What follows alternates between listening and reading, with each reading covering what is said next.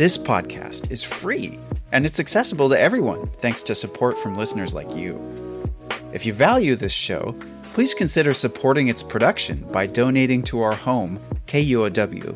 It only takes a minute to give, and you'll be helping to support the production of this podcast. Make a donation at kuow.org or follow the link in the show notes. And thanks! One day, on Kodiak Island in Alaska, Richard Louv was walking down a narrow trail near a cabin where he was staying. This is a very wild area. Per capita bear population is huge compared to humans. And these are the Alaskan brown bears. These are the biggest of the grizzlies, I believe. They are.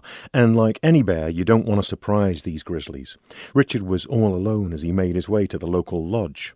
He wasn't paying attention to his surroundings. He was busy looking for something in his wallet. Suddenly, I stop in my tracks because I'm stopped by two blazing eyes that are looking right into mine. Right in front of me, on the path.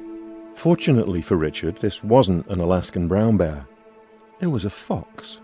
And I looked at him, and he looked at me, and as I describe it, I thought I was almost looking into a parallel universe. It was almost like seeing planets in its eyes and stars. And I know that sounds woo-woo. It wasn't that literal, but I saw something there. Maybe you've also had a moment like this, a moment where you felt a connection with another species.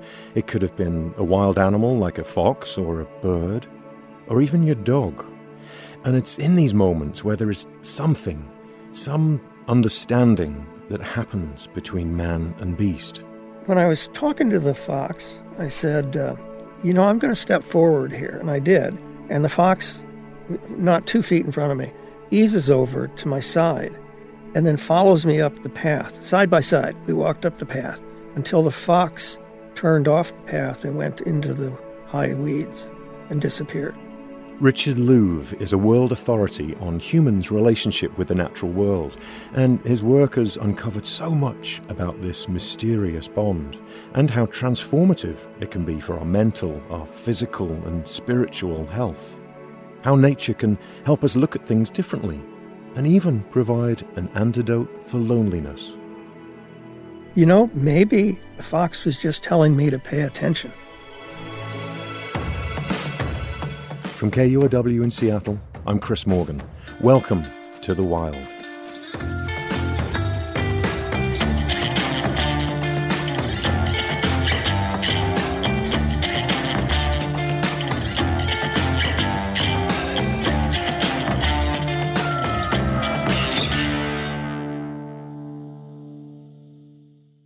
I've followed Richard Louv's writings for years. He's all about getting us back to nature, spending time outdoors. It's fascinating stuff.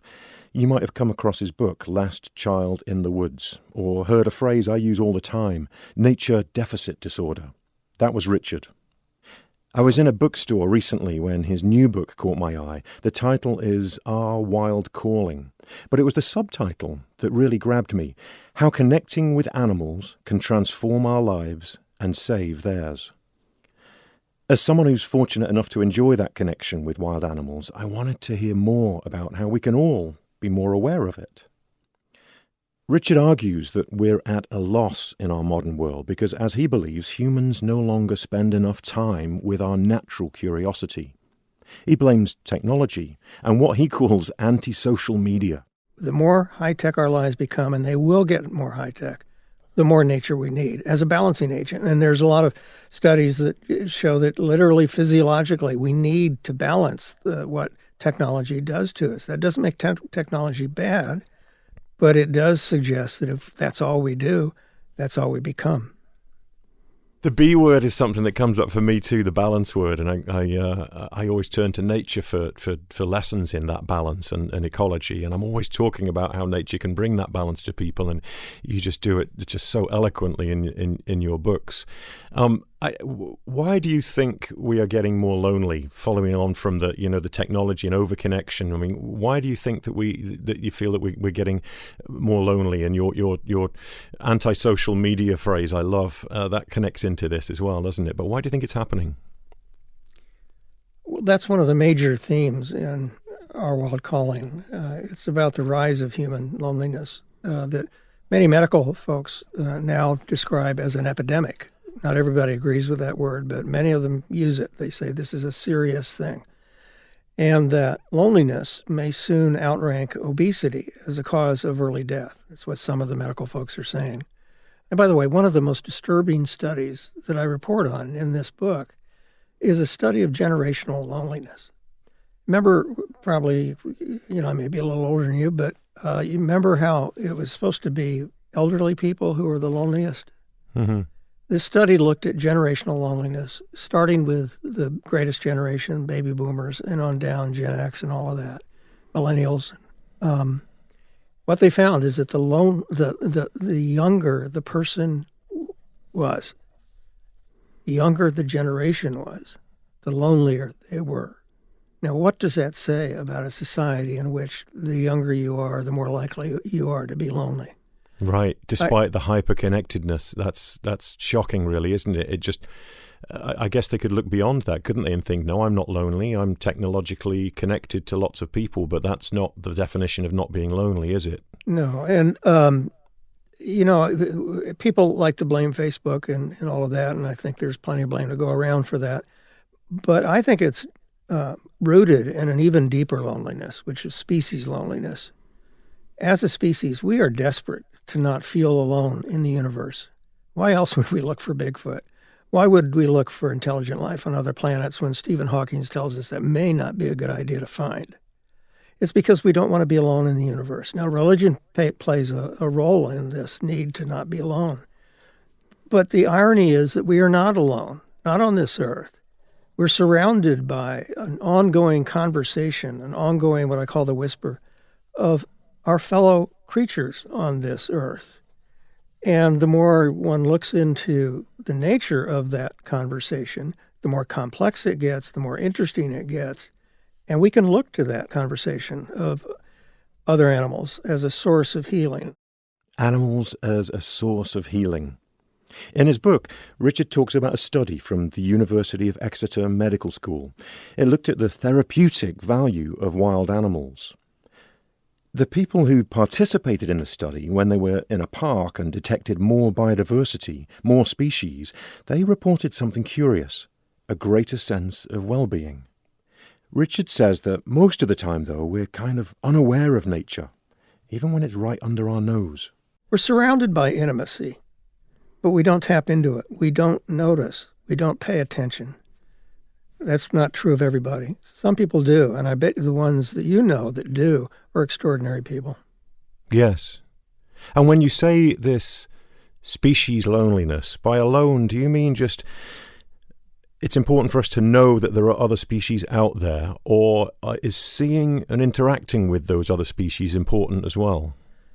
I think interacting with those species with all of the senses that we can muster. And we have lots of these types of senses that we spend much of the day, and so do our kids, in their learning environments, just looking at that screen, living in the fiction that we can go anywhere in the world through the internet.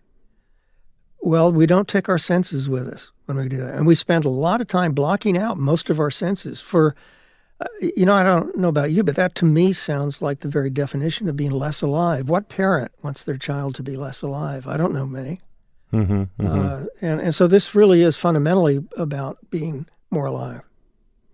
You know, the way it works for me, the place where I come alive and notice the things around me, and it was very literal to start with, was just being in the woods tracking bears and, getting very good at that and looking at the world through the eyes of a grizzly bear that I'm tracking, whether it was a subtle turned over rock or scratch marks on a tree or the hair that a bear has left behind on a rub tree, all of those things. And what I found over time was doing that so much, I came away from that experience in the field and started to apply it in life without really feeling and knowing that I was doing it, and just became more aware and more just sort of cognizant of the things going on around me. It was very, very interesting. I think about it all the time because I like to think I'm someone who listens and takes note of what's happening around me. I think I have the bears to thank for that. It's been a pretty interesting journey. Well, you're not alone in that. That's a great story. For his book, Richard collected a lot of stories from people about their experiences with wild animals, memorable ones, and even stories that shifted a person's perspective in some pretty profound ways. One of the most vivid stories he told me was about his friend Paul Dayton, who's an oceanographer at Scripps Institution of Oceanography. And he talks about when he was in college, actually in Seattle. He was going to school at the University of Washington, I'm pretty sure. Oh, God, I was a real stud. I'm kidding. I was just a normal student. That's Paul Dayton. He's now in his late 70s. Paul's close encounter with an animal, a giant Pacific octopus, happened when he was scuba diving off San Juan Island near the US-Canadian border in the Pacific Northwest. After hearing Paul's story from Richard, I was blown away. I had to hear it from Paul himself, so we tracked him down at his home in San Diego and called him up. When I tell people the story, they think, oh, that must have been scary. I think back at it with a very pronounced warm feeling. It's actually one of my favorite memories of my life. We'll hear Paul's story after the break.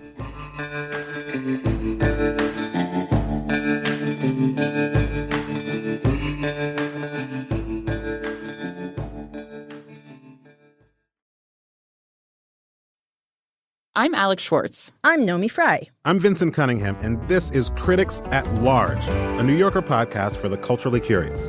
Each week, we're going to talk about a big idea that's showing up across the cultural landscape, and we'll trace it through all the mediums we love: books, movies, television, music, art. And I always want to talk about celebrity gossip, too. Of course.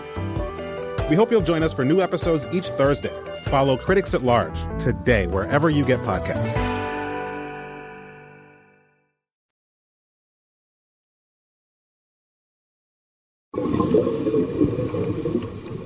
The diving in those days was much simpler. We didn't have CDU gauges. We had no idea how much air was in our tank. Paul Dayton was diving alone. And when we ran out of air, we would just breathe up. As you come up, the air in the tank expands a bit and you get little sips of air. He was fairly deep, and the water was dark, typical for this part of the world. Probably a little eerie.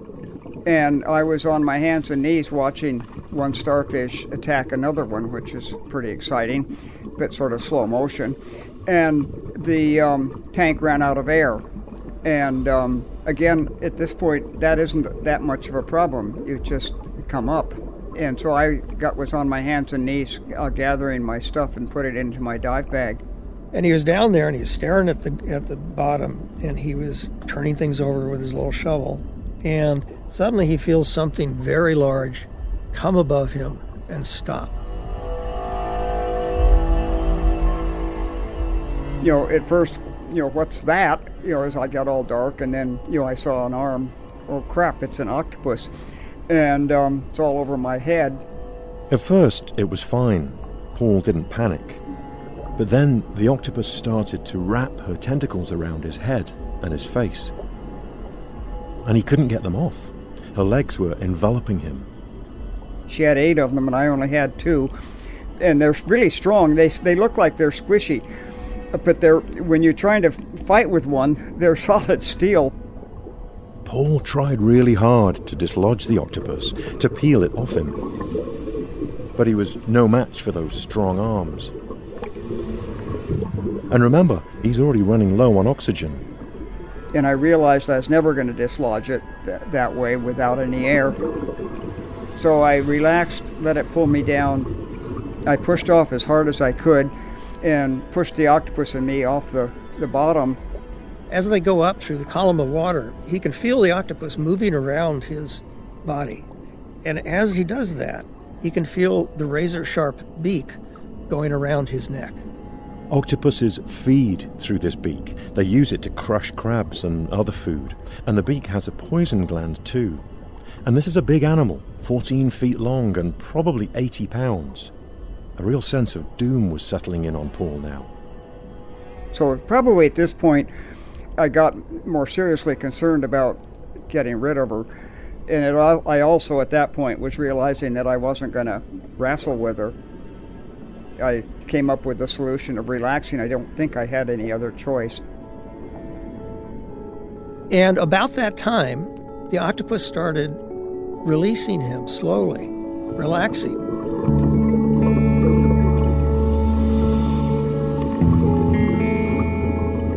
he relaxed, Paul relaxed. Because I knew that she was not going to drown me anyway. I could still get my air. And so as I got a couple more sips of air coming up, and we'd come up really slowly. You have to breathe out really carefully when you're coming up. You come up slowly under those conditions. So we came up really slowly, and I was able to get enough air to clear my mask a little bit. And I saw that she had sort of pulled away from me, and as I cleared my mask, I could see her eyes looking right in my eyes. And we held that gaze, looking at each other, all the way up to the surface. And then they both hit the surface of the water. And Paul ripped off his mask, gasping for air. And the octopus sank down just below the surface and was still looking at him. They still had eye contact. And then, this is the best part of the story. And then she started to fold up her arms and make like an airplane. It was one of the most beautiful things I've ever seen, is she backed off and got those really long arms streamed out behind her. She looked like a space shuttle before there was a space shuttle. It was just gorgeous, that brick red octopus, always maintaining the eye contact with me. And zooms down into the darkness. But she didn't just go straight down. She circled slowly, and I circled with her, maintaining the eye contact. What does Paul do? He puts his mask back on. And then took a deep breath and dove with her and went down as far as I could, just because it was so much fun. I went down probably 20 feet or so. I went down quite a ways because I'd had a good breath of air, and it was enough for maybe 2 or 3 circles as she went around me.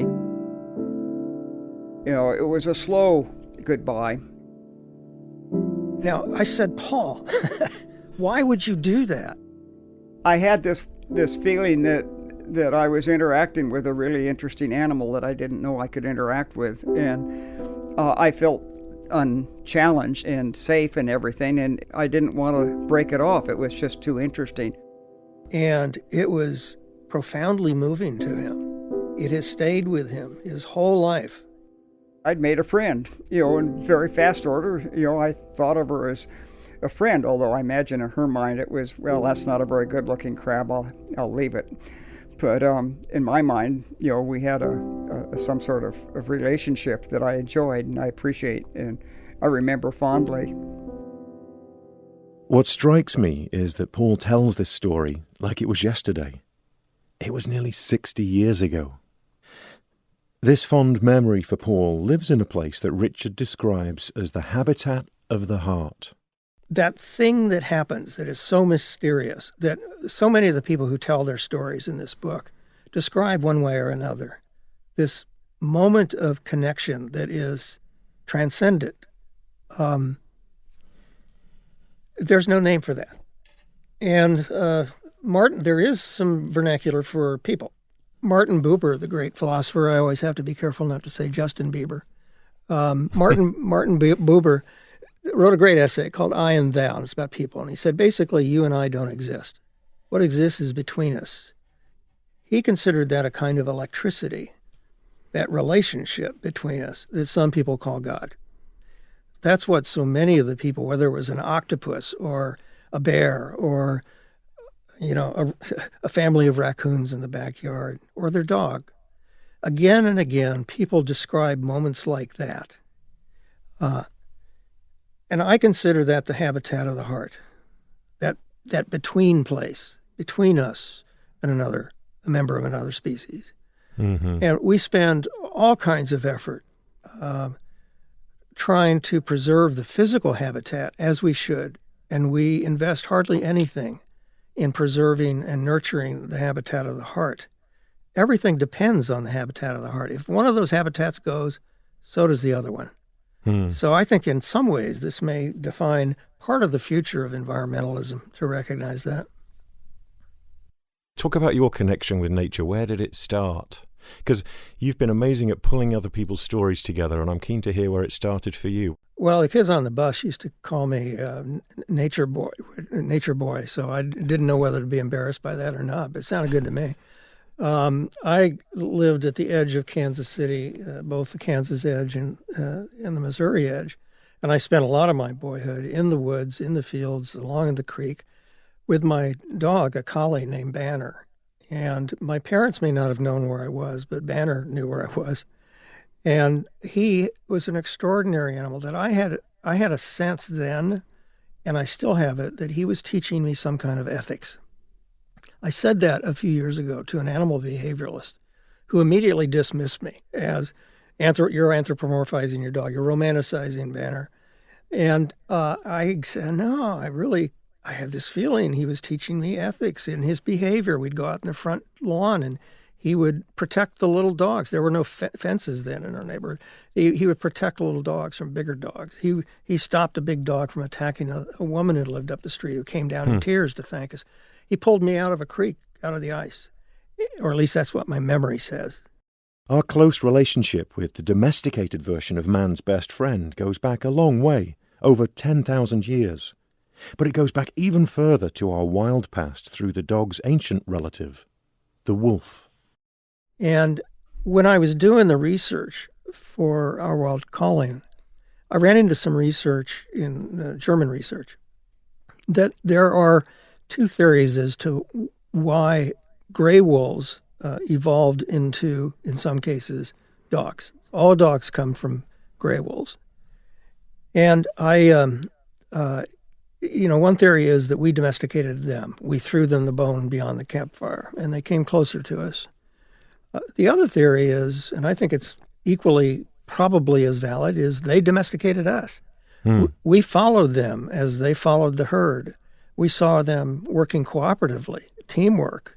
We also saw, and we probably ate some of their leftovers. It wasn't just our leftovers that fed them. Their leftovers probably fed us. Richard links it back to the ethics he felt his dog was teaching him as a kid, and wolf families. We also watched their families. Wolves have incredibly good families. So in that sense, these researchers actually use the E word. This is ethics. These are animal ethics. And I think that our ancestors learned some ethics from wolves, possibly. And that has passed down tens of thousands of years to my dog Banner, and he was teaching me. It's not just ethics that we might be learning from our canine friends. Richard speculates that they influence our ability to cooperate, our sense of order, and even our ability to love. There is so much we can learn from nature. After all, we're still a very young species, so maybe it shouldn't be a surprise that our connection with wild animals is so fresh in our history and in our minds. But I want to be clear, Richard isn't saying you should head out and seek a face-to-face encounter with a cougar or a poisonous snake or an octopus, but maybe just be more aware when out in nature. And I never say that nature is safe and we should take it for granted. In fact, that's one of its attractions. It was for me when I was a kid. And, much of this is based on the study of awe, the science of awe. And awe usually happens when people are outside their comfort zone and sometimes when they're in danger. Do you feel like the world needs more awe? Yes. It really conspires against us in many ways to kill awe. And that's the essence of wonder. All spiritual life comes from wonder. And where does wonder happen? It happens usually for a kid outdoors, crawling through the weeds to the edge where the trees begin and turning over a rock and looking under that rock and realizing maybe for the first time that he or she is not alone in the world.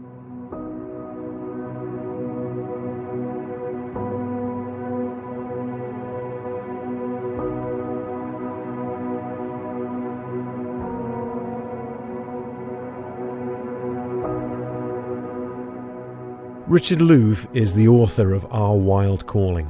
We have more information about his book on our website, thewildpod.org. On our next episode of The Wild, we head into the forest to look at trees and the extraordinary underground network they use to talk to one another. these trees in here, in this forest that we're sitting in, are communicating with each other. They could be talking about us right now.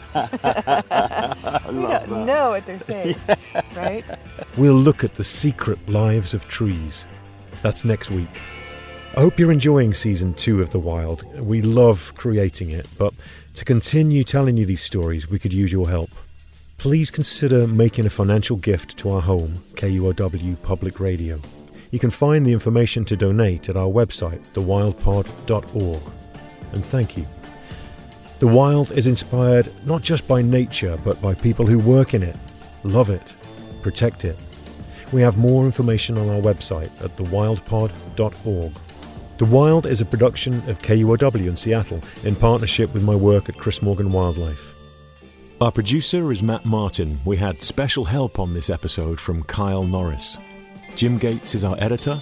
Our production team includes David Brown, Juan Pablo Chiquiza, April Craig, Daya Oxley, Tio Popescu, Mariah Powell, Brendan Sweeney, Jeannie Yandel. Our theme music is by Michael Parker. I'm your host, Chris Morgan. Thanks for listening.